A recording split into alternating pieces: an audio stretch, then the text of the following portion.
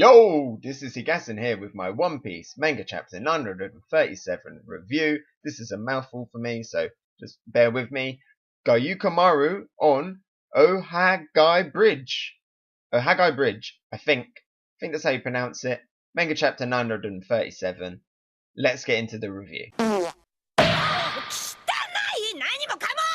So we start off and we have Big Mum with Chopper. They're still on their way to Udon Prison. Funny how everybody else manages to get around really quickly. 1 second they're in the flower capital, then the next second they're in Ringo, but it takes so long for them to get to Udon. Maybe it's just further away.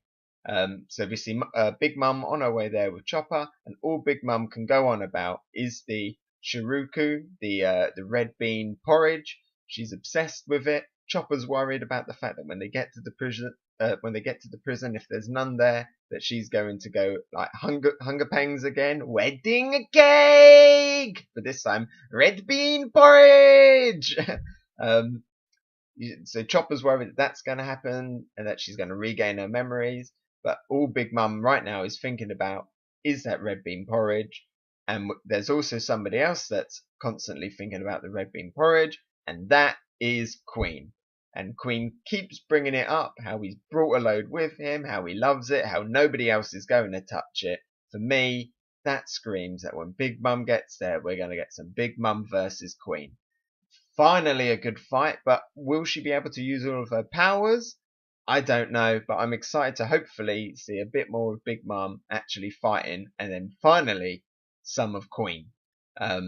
While he's eating his porridge, we see Luffy and Old Man Hill are still in the ring. Old Man Hill is just standing there looking at Luffy in awe, like, what? And Luffy's just taking everybody out. You know, he's apparently gone through loads of people already. I'm not sure how much time has passed, but there's bodies all over the floor. And Luffy is confirmed he's just doing this for training. He's trying to improve his haki. That railing taught him all the way back. So Luffy's still obsessing over that. Probably from that Katakuri fight, he's really trying to improve them skills. One thing to also point out is the fact that whatever haki Luffy is trying to learn right now, it could be something to do with how Rayleigh was able to remove the Celestial Dragon neck collar way back in Shaba-Undi. And this could be how Luffy removes his own one that he's currently wearing. And then that's all we get in the prison this week. Then it cuts over to the main bulk of the chapter, which is in Ringo on the bridge, Zoro versus that guy that took his sword in the last chapter, who took Shusui, and we find out his name is Gyukimaru. So it isn't Benkei, even though it's clearly based on Benkei. But his name is Gyukimaru, and him and Zoro is still going back and forth. Zoro's told him about the fact that he's met Ryuma. Gyukimaru doesn't believe him. He's like, Ryuma died years ago. He's a legend. He was the pride of Wano. He was known as the Sword God. I don't know how Mihawk's going to feel about somebody else being called the Sword God. You know, great swordsman in the world, but surely Sword God is better, right? So then we find out a little bit about Shusui the Blade, how it became a black blade. A bit of a mouthful, that. How it became a black blade, and then Zoro is intrigued by that. Just also want to point out that the black blade that Shusui is brought up, and that it becoming a black blade was actually a gradual process. So something happened to the sword that made it black. Could be something to do with all of like the fighting that Ryuma did with it, all of the people he slayed. Maybe over time the blood like soaked in and eventually darkened, then became black. It could be something to do with prolonged exposure to armament haki.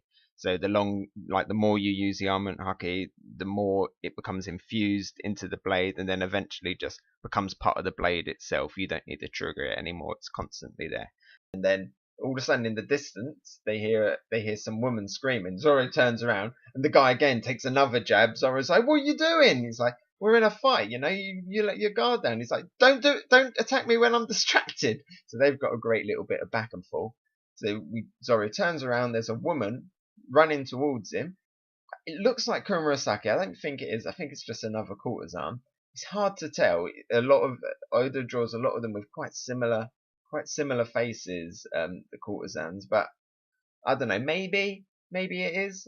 Yo, Hegassen from the future here. Just a quick point. When I recorded this review, I recorded it shortly after my live reaction. since then I've kind of gone back a few more times and been speaking to friends and had a look online, and the general consensus is that it is actually Komurasaki. I was a little bit thrown off at first because, obviously there was no dialogue that said that it was her or anything like that. And typically, sometimes Oda does tend to draw his women, particularly the younger, prettier women. They kind of look the same, so I was a little bit thrown off there. But yeah, it seems that it is indeed Komurasaki. But anyway, she's bleeding. She's holding a child. The child is Otoko, who obviously the Shogun hasn't forgiven her, hasn't forgiven her. Nami and Robin should have done a better job looking after her, to be honest, and just dumped her and went to the bathhouse. Anyway, so they're running towards Zoro. Zoro's like, look, I don't want to see a woman get cut down, because behind them, a guy is chasing them with two big scythes and a long ponytail. We've seen this guy before in silhouette, and it is, just checking his name, Kamazou the Manslayer. A lot of Japanese words in this chapter, a lot of Japanese names. Kamazou the Manslayer.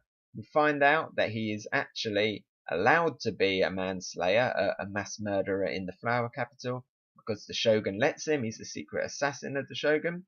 Now, at first, I thought he was actually going to be one of the samurai, this guy, because we do see in the silhouette of the samurai that there is a samurai with that slim build and that long ponytail.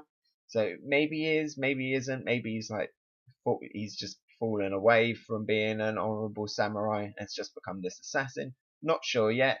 But anyway, him and Zoro start duking it out. The woman's like, please help me. I'll give you anything you want. He's just like, give me booze. She's like, all right then. And then Zoro goes in, starts attacking him. The guy on the bridge, Gyukimaru, he's like, no, Zoro, me and you, we're still fighting. So he's fighting Zoro. So Zoro's going 1 versus 2 at the moment. The guy, what's his name? Kamazou the Manslayer. I haven't quite got his name in my memory yet. Kamazou the Manslayer, he goes in with a slash, gets Zoro in the shoulder. Zoro just glares, nicks the scythe off him, puts it in his mouth, and he goes for a 3-sword style or 2-sword style and a scythe and cuts that guy down. That's where the chapter ends. Felt like a really short chapter, mainly because it was all the action, but great to see Zoro going at it again, holding his own against 2 samurai, or 2 people from Wano. They're not necessarily samurai, but just 2 people from Wano, a robber, a thief, and a mass murderer. We get to see Otoko still in the story. She wasn't alright just leaving her there. All of this teasing with Queen and Big Mom and going after the Shiruko, the red bean porridge. So lots to look forward to.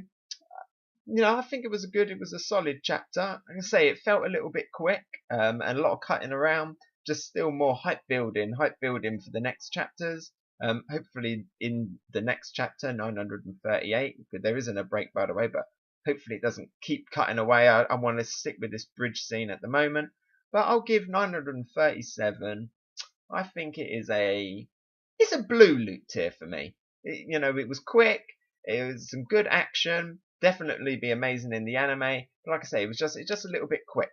But no, really good. Still really good chapter. I'm looking forward to next week. It was definitely, like I say, a hype building chapter. So next week, come on, let's go. Let's go, Queen Big Mum. So that's been manga chapter 937. Gyukimaru on Oihagi Bridge.